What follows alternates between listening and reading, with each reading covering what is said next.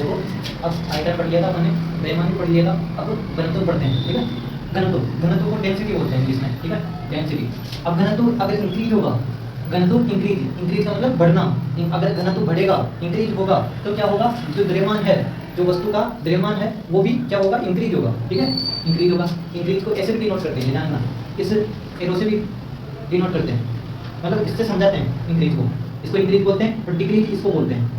ठीक है, तो मैं इसको, अगर इंक्रीज हो रहा है, घनत्व इंक्रीज हो रहा है, तो द्रव्यमान है वो भी क्या होगा, इंक्रीज होगा। ठीक है, इंक्रीज होगा। अब सुनो, जो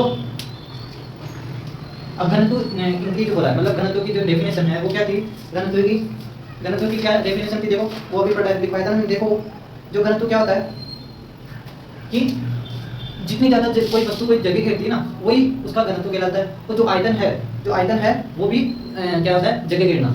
कोई वस्तु जगह घेरती है वो उसका आयतन भी कहलाता है और घनत्व भी कहलाता है। तो दोनों की डेफिनेशन तो एक ही है, लेकिन थोड़ा सा डिफरेंस है इसमें। जो घनत्व और आयतन में क्या डिफरेंस है कि घनत्व अगर इंक्रीज होता है तो जो द्रव्यमान है वो भी इंक्रीज होता है। ठीक है, अगर जैसे कोई वस्तु है उसका जो घनत्व है अगर इंक्रीज हो रहा है ना, तो वो क्या होगा, कोई वस्तु है उसका जो घनत्व है उसका इंक्रीज होगा, तो द्रव्यमान भी इंक्रीज होगा उसके साथ साथ। ठीक है, और द्रव्यमान क्या होता है, कोई वस्तु होती है उसका जो उसकी मात्रा होती है, जो उसमें पदार्थ भरा हुआ होता है ना, उस वस्तु में जो पदार्थ भरा हुआ होता है, ठीक है, तो उसकी पदार्थ की मात्रा क्या कहलाती है, उसका द्रव्यमान कहलाता है। और उसको किस में नापते हैं, किलोग्राम में। ठीक है, केजी से।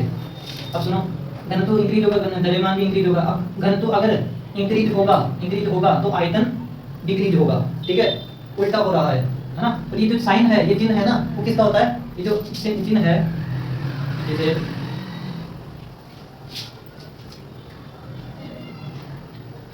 इसको बोलते हैं समानुपाती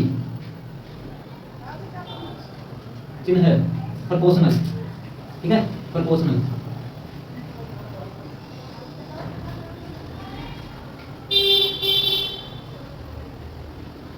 साइन। अब सुनो, ये एक बटा में, अगर बटे में आता है, मतलब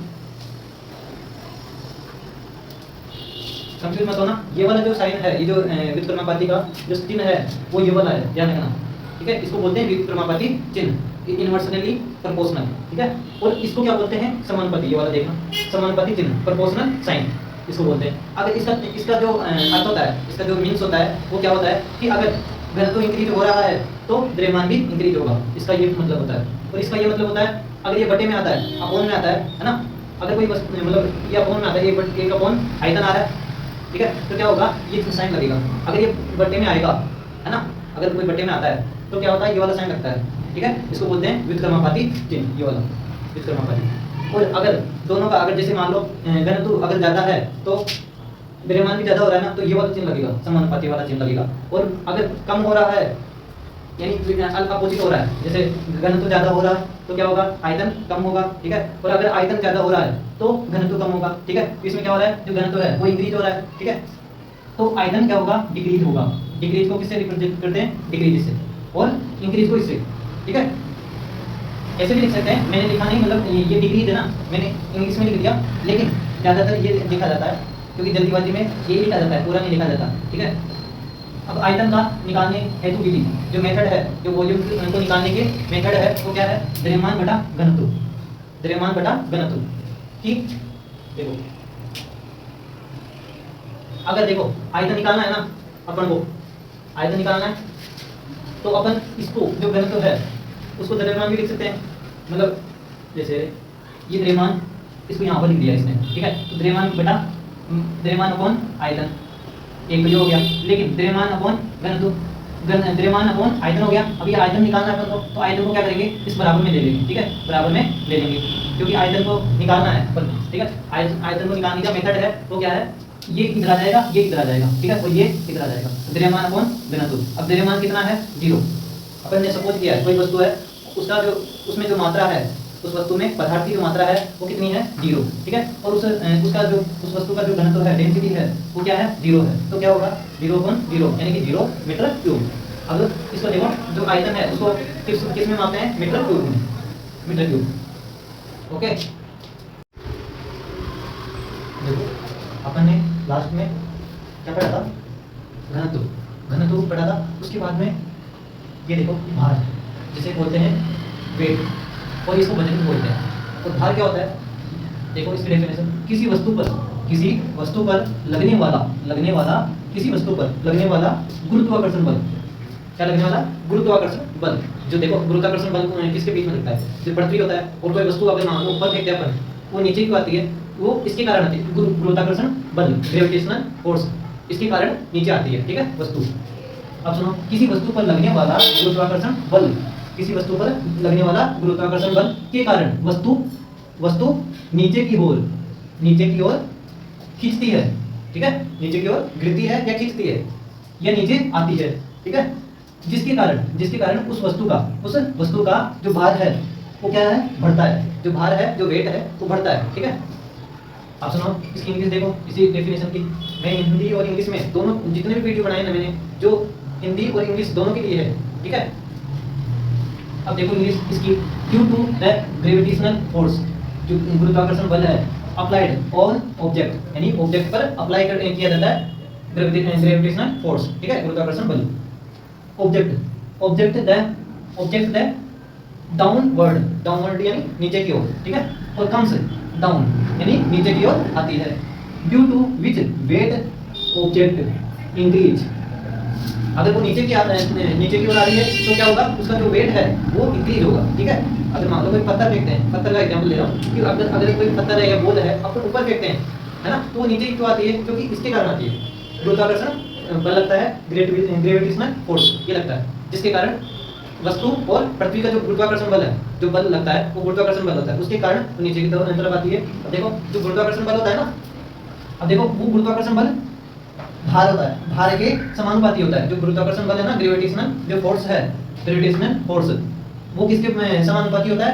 प्रोपोर्शनल किसके होता है? वेट के। ये किसका साइन है? प्रोपोर्शनल का, समानुपाती चिन्ह, ठीक है, इसको प्रोपोर्शनल बोलेंगे। ये देखो ये लिखा हो, ये देखो जो अल्फा है ना, ये मतलब ये जो चिन्ह है वो क्या कहता है? समानुपाती चिन्ह, और इसे इंग्लिश में बोलते हैं प्रोपोर्शनल साइन। अब देखो अगला पॉइंट देखो, भार गुरुत्वाकर्षण बल, जो भार होता है वो गुरुत्वाकर्षण बल पर निर्भर करता है, ठीक है। अगर गुरुत्वाकर्षण बल नहीं होगा तो भार भी उसका नहीं होगा वस्तु का। अब देखो weight depend on force of gravity force पर डिपेंड होता है जो वेट, ठीक है, वेट जो ग्रेविटी फोर्स है उस पर डिपेंड होता है। गुरुत्वाकर्षण बल बढ़ने पर भार भी बढ़ता है। क्या बोल रहा है कि गुरुत्वाकर्षण बल, अगर ग्रेविटेशनल फोर्स बढ़ने पर भार भी, जो वेट है वो भी बढ़ता है, ठीक है। साथ साथ में अगर मान लो किसी वस्तु का, जो वस्तु है, जैसे अंतरिक्ष है, अंतरिक्ष में अपन जाते हैं, मतलब अपन तो कह लेंगे जो गए हैं वो क्या है, वहाँ पर गुरुत्वाकर्षण बल तो लगता नहीं है, ठीक है, तो क्या है वहाँ पर उड़ते रहते हैं। जो भी जाता है, जो साइंटिस्ट गए थे वो मतलब उड़ रहे थे वहाँ पर, है ना। तो वहाँ पर क्या है, अगर कोई चीज जो वस्तु कोई ऊपर फेंकेंगे ना तो वो नीचे की तरफ नहीं आएगी, ऊपर ही रहेगी, ठीक है। ऐसा होता है क्योंकि वो किसके कारण होता है? ग्रेविटेशनल जो फोर्स होता है वो वहाँ पर नहीं होता है, वहाँ पर लगता ही नहीं है, अप्लाई नहीं होता है वहाँ पर, ठीक है। तो अपनी पृथ्वी पर है ना, पृथ्वी पर ये अप्लाई करता है गुरुत्वाकर्षण बल। अब देखो गुरुत्वाकर्षण बल बढ़ने पर जो भार भी बढ़ता है, ठीक है। गुरुत्वाकर्षण बल घटने पर भार घटता है, ठीक है। इसकी वाली एक इंग्लिश देखो, as the force of gravity increase weight increase, ठीक है। अगर ग्रेविटी फोर्स इंक्रीज हो रहा है तो वेट भी इंक्रीज होगा, ठीक है। अब इसका देखो गुरुत्वाकर्षण बल घटने पर भार घटता है, ठीक है। जो गुरुत्वाकर्षण बल अगर कम होगा तो क्या होगा? भार भी कम होगा। वो ये जो ये वाला है ना, ये जो साइन है वो यही रिप्रेजेंट करता है कि अगर भार बढ़ेगा, है ना, अगर भार इंक्रीज होगा, बढ़ेगा, तो गुरुत्वाकर्षण भी बढ़ेगा। अगर भार कम होगा तो गुरुत्वाकर्षण बल भी कम होगा, ठीक है। ये समानुपाती चिन्ह इसीलिए लगाते हैं कि ये एक दूसरे के प्रोपोर्शनल है, एक दूसरे पर डिपेंड करते हैं, ठीक है। अब देखो भार की जो वेट है उसकी यूनिट क्या होती है, इकाई क्या होती है? केजी या न्यूटन कहते हैं। न्यूटन होती है और केजी भी होती है, ठीक है। किलोग्राम, केजी का मतलब किलोग्राम, न्यूटन का मतलब एन, न्यूटन, ठीक है। The unit of weight KG and Newton, ठीक है। अब देखो किसी पदार्थ, अगला पॉइंट देखो, किसी पदार्थ का द्रव्यमान उसमें उपस्थित जो पदार्थ है, जो अगर मान लो किसी कोई वस्तु है उसमें पदार्थ की, या पदार्थ को एक और नाम देते हैं द्रव्य, सब्सटेंस, ठीक है। अब देखो जो पदार्थ है, पदार्थ इंग्लिश में बोलते हैं मैटर, और द्रव्य का मतलब सब्सटेंस, ठीक है। तो द्रव्य पदार्थ की मात्रा है। क्या बोल रहा है? किसी पदार्थ का द्रव्यमान उसमें उपस्थित पदार्थ की मात्रा है। मैंने द्रव्यमान की डेफिनेशन बताई थी कि अगर मान लो कोई वस्तु है, उसमें जितना पदार्थ भरा हुआ होगा ना, उसकी मात्रा, पदार्थ उस वस्तु में कितना पदार्थ भरा हुआ है उसकी मात्रा क्या कहलाती है? द्रव्यमान कहलाती है, मास कहलाती है, ठीक है। जबकि पदार्थ का जो भार है उस पर लगने वाला, पदार्थ का जो वेट है, भार है, उस पर लगने वाला, उस पर यानी वस्तु पर, जो ऑब्जेक्ट है उस पर लगने वाला गुरुत्वाकर्षण बल, जो ग्रेविटी फोर्स है ना, वो। अब देखो जबकि पदार्थ का जो भार है, वेट है, उस पर लगने वाला गुरुत्वाकर्षण बल है। अब देखो जो बल है लग रहा है, जो भार में है ना, जो पदार्थ पर लगने वाला जो बल है वो कौन सा बल है? गुरुत्वाकर्षण बल। यही बात बोल रहा है। किसी वस्तु का द्रव्यमान स्थिर रहता है, अगर द्रव्यमान यानी कि पदार्थ की मात्रा स्थिर है ना, यानी कि द्रव्यमान स्थिर है, रहता है, परंतु उसका भार गुरुत्व में परिवर्तन के कारण अलग अलग हो सकता है।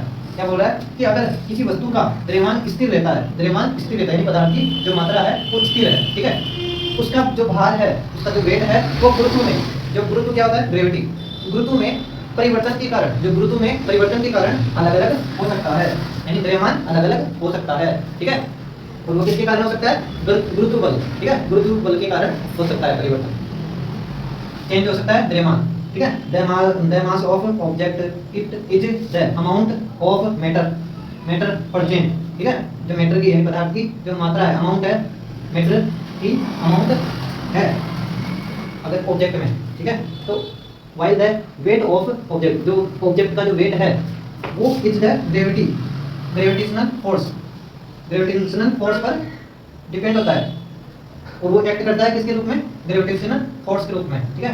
ये बात वो उसका क्या कहलाता है? ग्रेविटेशनल फोर्स कहलाता है। जैसे क्या बोल रहा है कि जो मैटर में प्रेजेंट मैटर की अमाउंट है ना, वो ऑब्जेक्ट में मैटर की जो अमाउंट है वो पदार्थ का, जो ऑब्जेक्ट का जो वेट है वो किसके रूप में एक्ट करता है? ग्रेविटेशनल फोर्स के रूप में एक्ट करता है, ठीक है।